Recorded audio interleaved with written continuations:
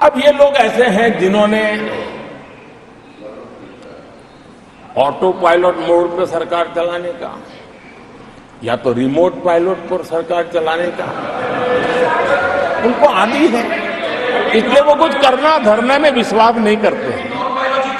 वो कुछ करने धरने में विश्वास नहीं करते, वो इंतजार करना जानते हैं। लेकिन हम परिश्रम में कोई कमी नहीं रखते।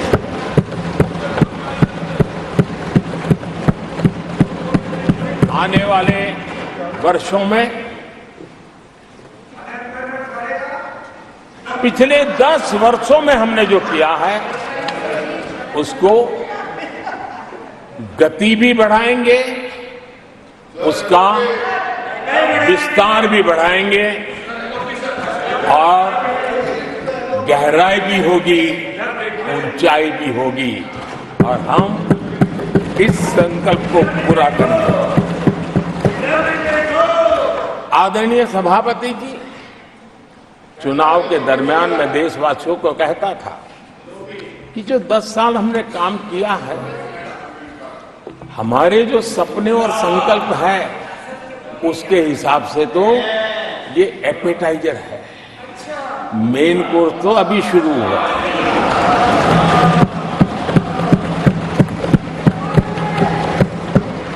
आदरणीय सभापति जी, आने वाले 5 साल मूल सुविधाओं के सैचुरेशन के और हम एक सामान्य नागरिक की जो रोजमर्रा की जिंदगी की आवश्यकताएं होती हैं, एक गरिमापूर्ण जीवन जीने के लिए जिन व्यवस्थाओं की, जिन सुविधाओं की, जिस प्रकार के गवर्नेंस की आवश्यकताएं होती हैं, हम इन मूलभूत सुविधाओं के सैचुरेशन का युग के रूप में उसको परिवर्तित करना चाहते हैं। आदरणीय सभापति जी, आने वाले 5 वर्ष गरीबों के खिलाफ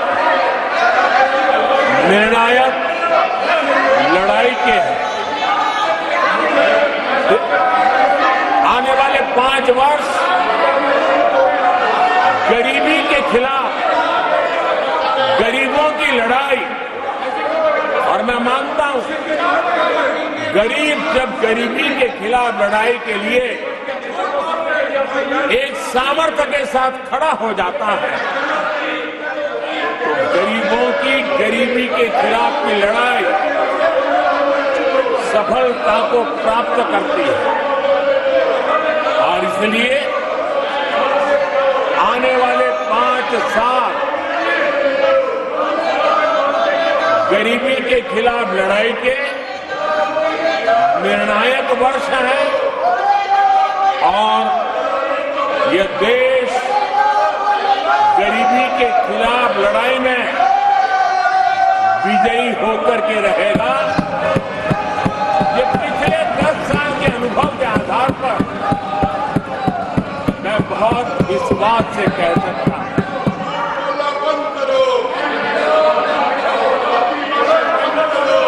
आदरणीय सभापति जी, जब देश दुनिया की तीसरी बड़ी इकोनॉमी बनेगा तो इसका लाभ, इसका प्रभाव जीवन के हर क्षेत्र पर पड़ने वाला है। विकास के विस्तार के अनेक अवसर उपलब्ध होने वाले हैं और इसलिए जब हम दुनिया की तीसरे नंबर की इकोनॉमी बनेंगे तब भारत के हर स्तर पर सकारात्मक प्रभाव तो होगा, लेकिन वैश्विक परिवेश में अभूतपूर्व प्रभाव पैदा होने वाला।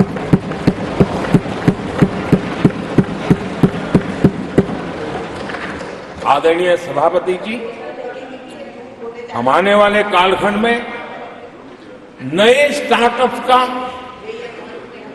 नई कंपनियों का वैश्विक उभार देख रहे हैं और मैं देख रहा हूं कि आने वाले कालखंड में हमारे टियर 2, टियर 3 सिटीज भी ग्रोथ इंजन की भूमिका में देश में बहुत बड़ा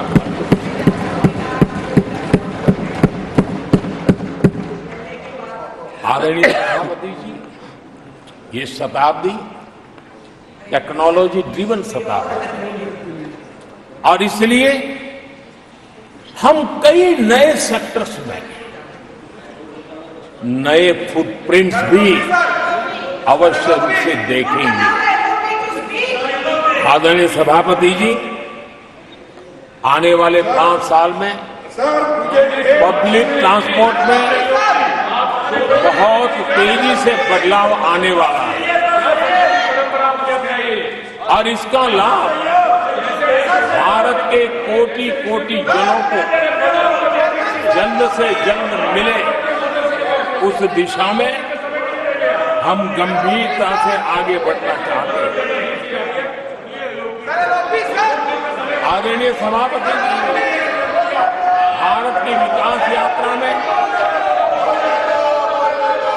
हमारे छोटे शहर, चाहे खेल जगत हो, चाहे शिक्षा जगत हो, चाहे इनोवेशन हो, चाहे पेटेंट की रजिस्ट्री हो, मैं साफ देख रहा हूं कि हमारे छोटे छोटे शहर, हजारों की तादाद में से शहर भारत में एक विकास का नया इतिहास गढ़ने वाले हैं।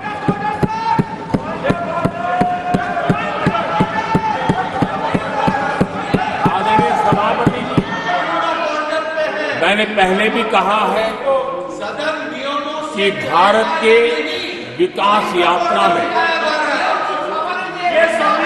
4 प्रमुख स्तंभ हैं। उसका सशक्तिकरण, उनको अवसर, ये बहुत बड़ी ताकत देने वाले हैं। आदरणीय सभापति जी, हमारे देश के किसान, हमारे देश के गरीब,